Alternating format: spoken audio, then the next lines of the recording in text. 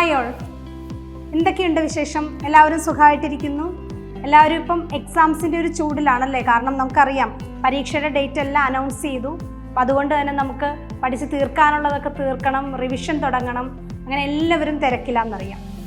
So ഇന്ന് ഞാൻ നിങ്ങളുടെ മുമ്പിലേക്ക് എത്തിയിരിക്കുന്നത് നമ്മുടെ ഈ PSC പരീക്ഷകളിലൊക്കെ നമുക്ക് ഈ അടുത്തായിട്ട് സ്ഥിരമായിട്ട് ചോദിക്കുന്ന ഒരു പാഠഭാഗമുണ്ട്, ഇൻഫിനിറ്റീവ്സ് ആൻഡ് ജെറൻഡ്സ് എന്ന് പറഞ്ഞു. ഓൾറെഡി നിങ്ങൾക്ക് അറിയാവുന്നതാണ്, നിങ്ങൾക്ക് പഠിച്ചിട്ടുള്ളതുമാണ്. അതിൽ നിന്നും ഏറ്റവും കൂടുതലായിട്ട് ആവർത്തിച്ച് PSC ചോദിക്കുന്ന ചില ഭാഗങ്ങളുണ്ട്. ആ ഭാഗങ്ങൾ നിങ്ങളെ ഒന്ന് ഓർമ്മപ്പെടുത്താൻ വേണ്ടിയാണ് ഇന്ന് ഈ വീഡിയോയുമായിട്ട് വന്നിരിക്കുന്നത്. നമുക്കറിയാമല്ലേ, ഇൻഫിനിറ്റീവ്സ് ആൻഡ് ജെറൻഡ്സ് എന്നുള്ള ടോപ്പിക്കിൽ നിന്ന് നമ്മൾ ഏറ്റവും പ്രധാനപ്പെട്ട ഒരു ഭാഗമായിട്ട് പഠിക്കുന്നത് ഹാഡ് ബെറ്ററിൻ്റെയും വുഡ് റാദറിൻ്റെയും യൂസേജ് ആണ്.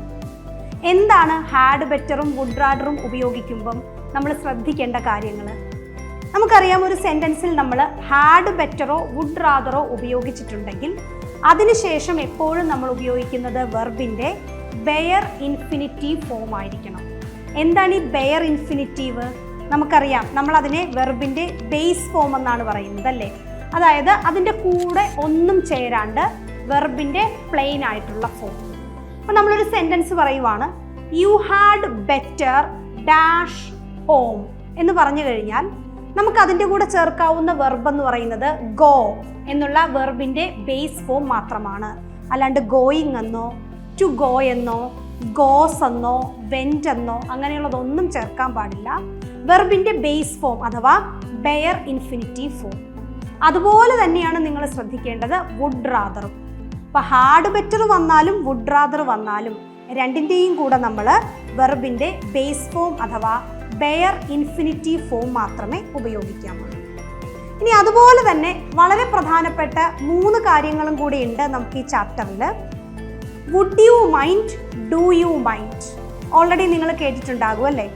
നമ്മളൊരു സെൻറ്റൻസിൽ വുഡ് യു മൈൻഡ് എന്നോ ഡു യു മൈൻഡ് എന്നോ ഉപയോഗിച്ചിട്ടുണ്ടെങ്കിൽ അതിനുശേഷം നമ്മൾ വെർബിൻ്റെ ഏത് ഫോമാണ് ഉപയോഗിക്കേണ്ടത്? ഓൾറെഡി നമ്മൾ പറഞ്ഞത് ഇത് ജെറൻഡ്സ് ആൻഡ് ഇൻഫിനിറ്റീവ്സ് എന്നുള്ള ടോപ്പിക്കിൽ നിന്നാണെന്ന് പറഞ്ഞു. അതുകൊണ്ട് തന്നെ would you mind, do you mind ഇവയ്ക്ക് ശേഷം നമ്മൾ വെർബിൻ്റെ ING ഫോമാണ് ഉപയോഗിക്കേണ്ടത്. ING എന്ന് പറയുമ്പോഴേ നമ്മുടെ മനസ്സിലേക്ക് വരും വെർബിൻ്റെ gerund. So would you mind ആയാലും ഡു യു മൈൻഡ് ആയാലും രണ്ടിനും ശേഷം എപ്പോഴും നമ്മൾ വെർബിൻ്റെ ING ഫോം ഉപയോഗിക്കണം. അതുപോലെ തന്നെ ലുക്ക് ഫോർവേഡ് ടു എന്നൊരു സാധനം കൂടെ ഇതിൽ വളരെ പ്രധാനപ്പെട്ടതാണ്. ഇവിടെ നമുക്ക് 2 കാര്യങ്ങൾ പഠിക്കാം. ലുക്ക് ഫോർവേഡിന് ശേഷം നമ്മൾ എപ്പോഴും ഉപയോഗിക്കുന്ന പ്രിപ്പോസിഷൻ ടു എന്നായിരിക്കണം. അങ്ങനെ ടു എന്നുള്ള പ്രിപ്പോസിഷൻ ഇതിൻ്റെ കൂടെ ചേർന്ന് കഴിയുമ്പോൾ ഇത് ലുക്ക് ഫോർവേഡ് ടു എന്നാകും. ലുക്ക് ഫോർവേഡ് ടുവിന് ശേഷവും നമ്മൾ എപ്പോഴും എന്തേ ഉപയോഗിക്കാമുള്ളൂ? വെർബിൻ്റെ ING ഫോമിനെ മാത്രമേ ഉപയോഗിക്കാമുള്ളൂ.